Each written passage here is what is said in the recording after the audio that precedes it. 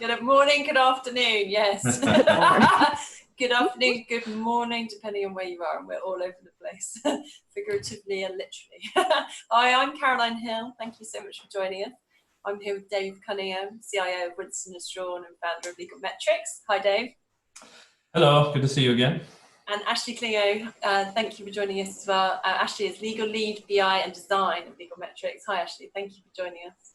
Hey, thank you for inviting us. We are here, so this is my first Litera TV show, so thank you very much for being the first guest. We are here to do, there's been so much going on in your world, we're here to do a kind of update, as it were, of what Legal Metrics is and does.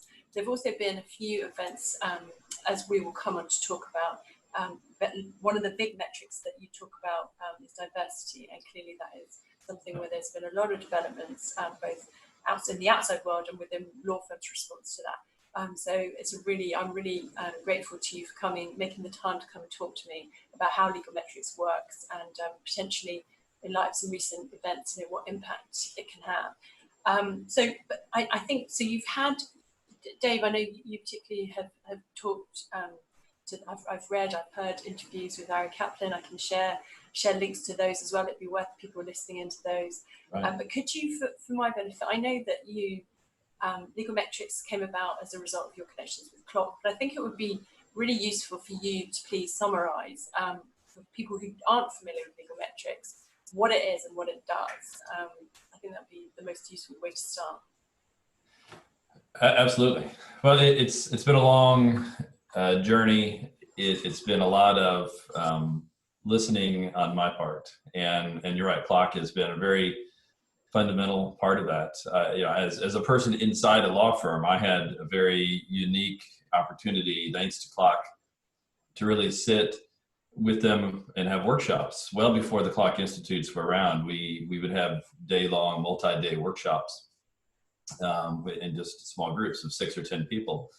And I was fortunate to be one of the 2 law firm people they invited, because they realized they were talking about how bad law firms are all the time, and complaining about how hard it is to work with law firms. And so they wanted some law firms to be part of the conversation. So I even though I'd spent 20 years in the legal market and working with hundreds of law firms, that was a compliment to that education, to say, now completely envelop yourself in the shoes of the buyer.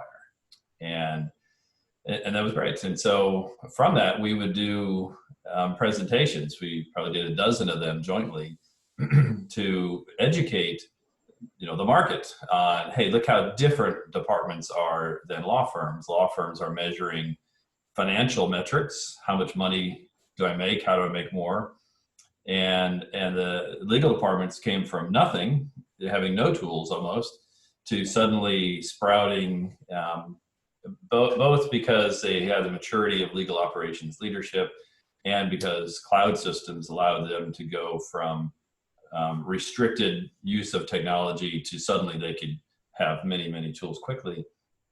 And so the number of metrics they were using really jumped from 0 to a balanced scorecard approach to metrics, and law firms weren't keeping up. They were just digging into more on the financial analysis. And so, but for years we talked about this problem. We said, there's a gap, we should solve it. This is what it looks like, explain it. And really I look at a turning point was late last year.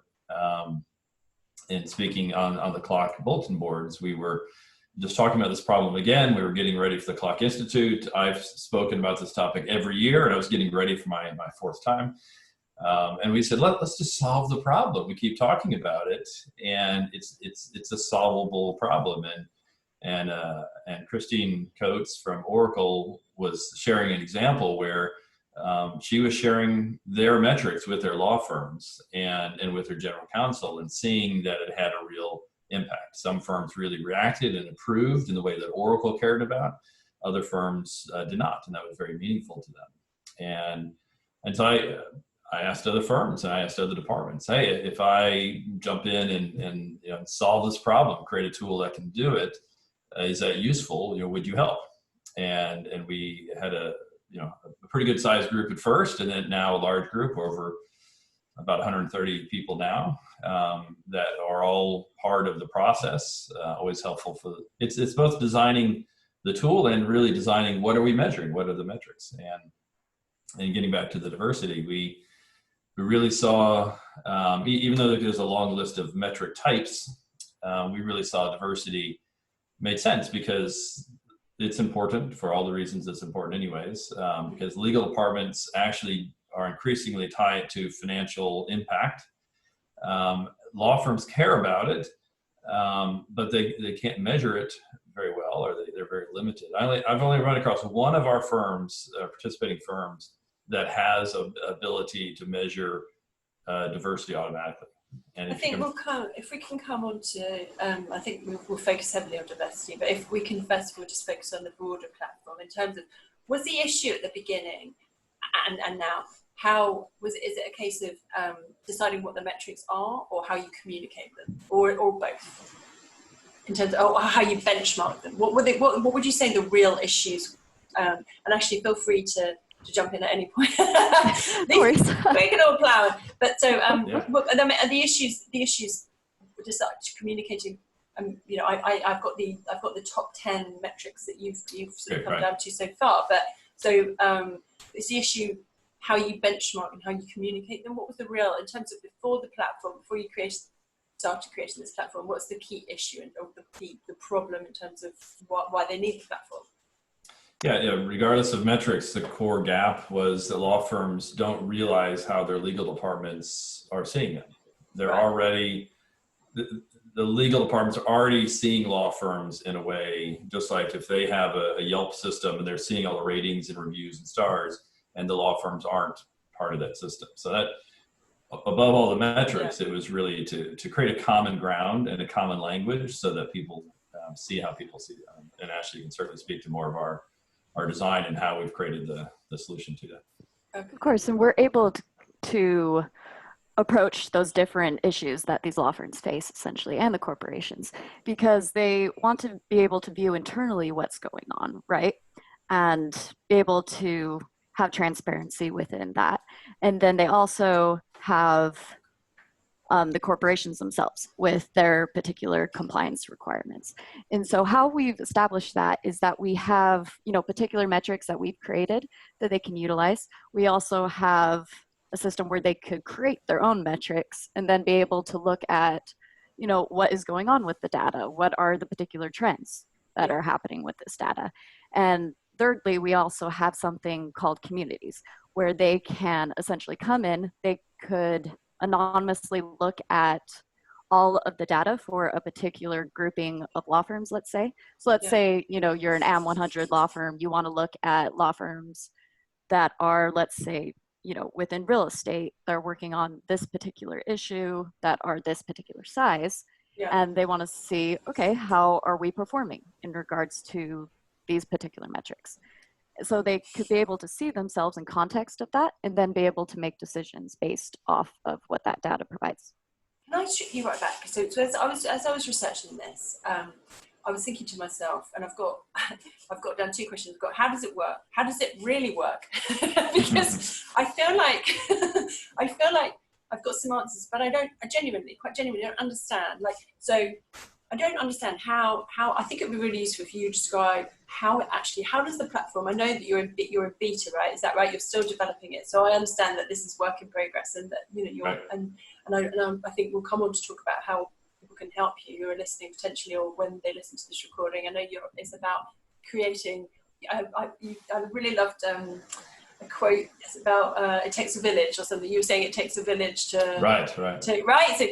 So I understand that, but how does it actually work? How does it work? So you've got the legal ops teams are effectively driving it, and then how does the platform work in reality? If I'm a law firm and I'm listening in, what do I have to do? And then what am I presented with effectively? To put it really articulately. Sure. You want to start, Ashley, and I'll add in? Oh, of course. So essentially, it depends on who is beginning the interaction, right?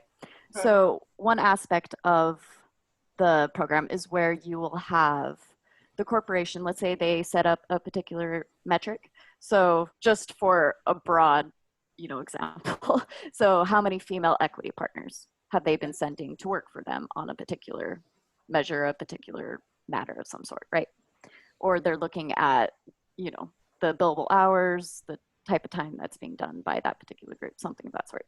And so there's 3 particular things that they can choose to share between the 2. So firstly, they could choose to share the actual metric, right? So that would be important.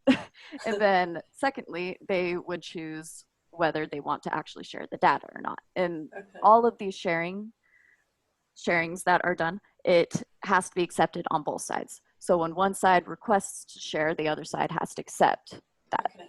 And so what's nice about that is, so let's say the law firm comes in, they have the metric, it's been shared, but they haven't actually shared the data yet. So they can be able to see how their data is performing for that metric before they actually share it, even though it's requested. So it essentially helps them within that negotiation process and just being able to see themselves clearly. And they could also compare, their internal firm metrics and, compare their peer groups with a particular metric on another dashboard on that page. And then thirdly, they also have these panels. So the actual legal operations team, so the legal department, can then create a particular panel that's anonymized, of course. And they could see the high, the median, and the low, and be able to view themselves within that panel to say, okay, so for this particular group, we are, in the bottom quartile, or we're in the upper quartile, we're doing great. So it essentially just helps them, be able to see themselves clearly. Is that anonymized, that data? Is it, or is that they can see the names of the firms, or it's anonymized? It's just where they are in the list. Right. Mm-hmm. It's anonymized. It's anonymized. Okay. Yeah, we never show a firm another firm's information, and the core of what Ash is talking about are the rules of the metric. And so, if a legal department defines a metric, they define how do you measure that, and then we share those rules with the firm, basically. And so everybody has a rules, we call it a calculator, and a metrics calculator. And so we send those rules to the firm's calculator, and then the calculator automatically calculates the metrics. And that's the foundation, even before the sharing, because some firms say, we're not ready to share. This is very sensitive information. We don't know our results. And so the foundation is that calculation, being able to automate that and then display it on dashboards. And then all of the sharing is important, because the rules can come to the firm, but then the firm can decide, as Ashley was saying, do I want to share those results, or do I just at least want to know what they are myself? And I think those will come in stages. Firms want to know themselves, and then to be able to compare it to some of the diversity lab programs or the ABA programs out there. So that's the problem, is there's not a context of one is be able to automatically calculate the metrics, and 2 is understanding the context of the client situation, as Ashley describes, the external benchmarks. And so having the rules engine, the local calculator, and then the dashboards are the 3 big pieces that tie it all together. Thank you. And so you've decided, as you started to say, and I interrupted, so you started to hone in initially on diversity and inclusion. Is that because, so I've got just to read, so I've got your top 10 metrics, which people will no doubt be interested in. So you've got spend, or financial value, diversity and inclusion, e-discovery, billing practices, staffing practices, after-matter surveys, pro bono, net promoter score, and matter effectiveness. And so sorry, have we got that wrong? No, that's fine. Oh, right. I'm just listening. I was like, waiting for you to. So it's D&I. So is the reason? I mean, I'm pleased that is a priority, but was the reason because that is regarded to be the top priority aside from financial, or what was the reason for deciding to really focus at the moment on D&I? Well, those 10 came from surveying our group, and so that was the collective 10 of the legal departments and the law firms together. But even before we created that list, and we started with a list of 50, and they brought it down to the top 10. D&I really boiled up even before we did that exercise, because there was just such a gap. There's financial systems, there's HR systems, there's even pro bono systems. There's just not a diversity system out there. And so it was a terribly important metric. It was timely and sensitive. Now it's even more so. And there was just zero way for people to calculate it. And then what was really interesting is I worried at first that we would, being a bridge between a law firm and a legal department handling diversity, I thought, well, maybe we're exposing more risk to the equation. But we found is that some of the departments said they already have a diversity program. They're asking firms to provide pretty personal information, and they're having trouble getting that. The law firms weren't comfortable.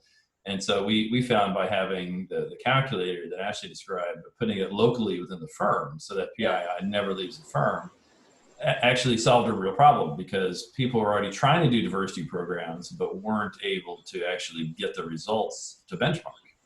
And so that made it even better, because there's zero data that was automatically calculated. And I talked to our head of diversity at Winston, and that was just a big problem. She has to manually calculate everything.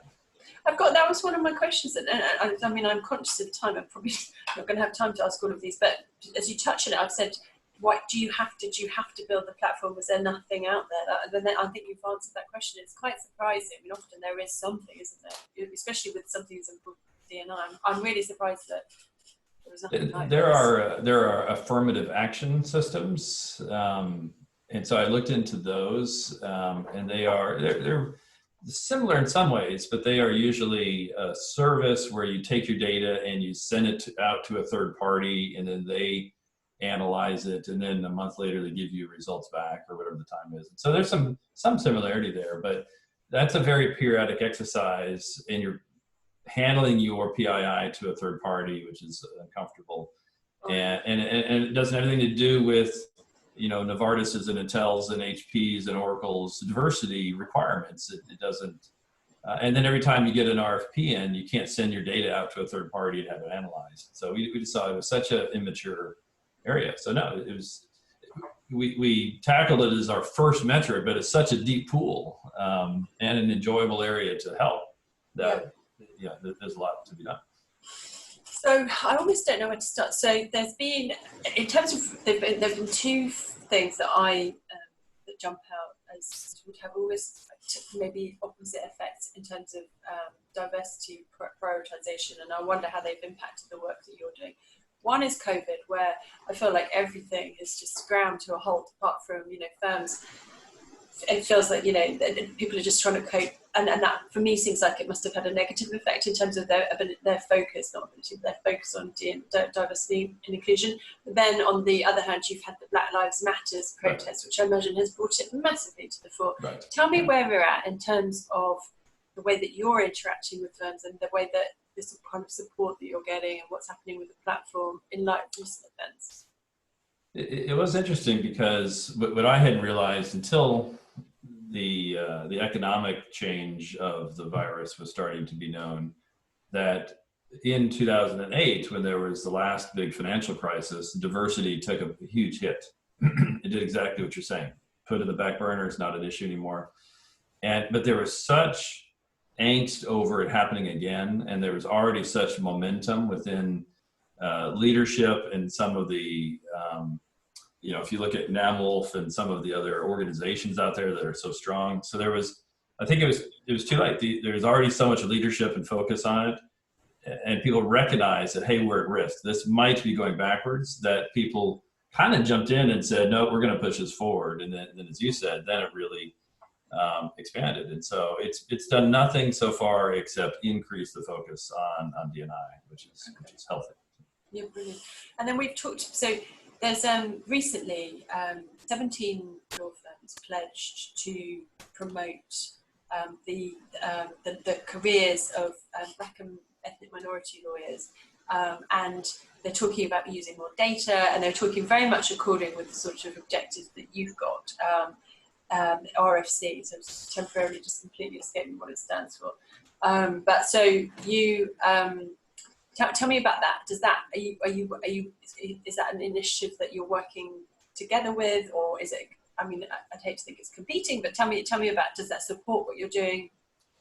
They're very much like the diversity lab. So that's probably an example I can get into more depth on. But yeah, there's groups like the RFC, like Diversity Lab, and there's Diversio in Canada. There's a few of these groups that are really core to the market, and they're coming at it with a consultant's viewpoint to say, how do we create change? How do we? They literally call one of their programs "Move the Needle" in the Diversity Lab area. And so our RFC is like the Diversity Lab.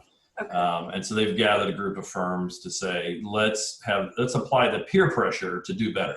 Let's make it visible. Let's monitor each other. And so the Diversity Lab, we've had some very nice discussions about how do we work with them and provide the data. So those are active discussions. RFC, they're new, so we reached out to them and offered, and so they're going to offer to their firms. Yeah. We're too early to provide these services yet, but the idea is that they don't have the data. They're asking their firms to calculate things themselves. They don't have the ability to show how is our progress, how are we doing, and so we've said, hey, we can, if we can calculate those for you and therefore provide those dashboards, and that helps you achieve your goal, and you get a lot of data out of it. And so no, it's hugely complementary to our efforts, and so they're great. Race fairness commitment. Right. It's scaling. But then that brings us on to topic that was we've been communicating about on social media, which is about so under the race fairness commitment, there's a very heavy focus on lawyers, and so something quite close to my heart, and I was wondering where it fits with legal metrics, is I feel like when it comes to diversity, it should be across the entire firm. That there's no reason, particularly, like probably no reason ever, but no reason particularly in this day and age when actually we've got this technology contributing so heavily, and just from a perspective of what's the right thing to do as well in terms of looking after everybody's careers. So tell me, does that, in terms of legal metrics and the metrics that you are monitoring, is that the case? Are you looking at lawyers, or are you looking at all staff? When legal operations teams are asking you for metrics, does it apply to all staff, or is it lawyers? The nice part about the automation is you can do whatever you want, and so if you look at some of the metrics today, they are I put them in three categories. They're either about, tell us about the lawyers you sent to us. If you look at Novartis's diversity program, it's about the life cycle of a matter. And if you look at Intel's diversity program, it's about your entire law firm. And so you've already got those two, and Microsoft has kind of a hybrid of those.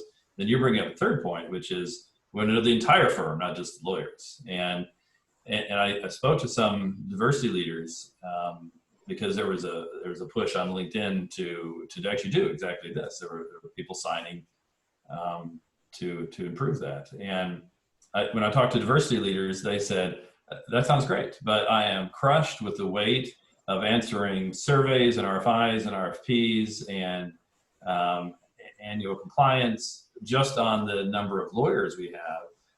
If I'm going to more than double that by looking at all of our staff, and then you start thinking about third-party vendors, which is another question.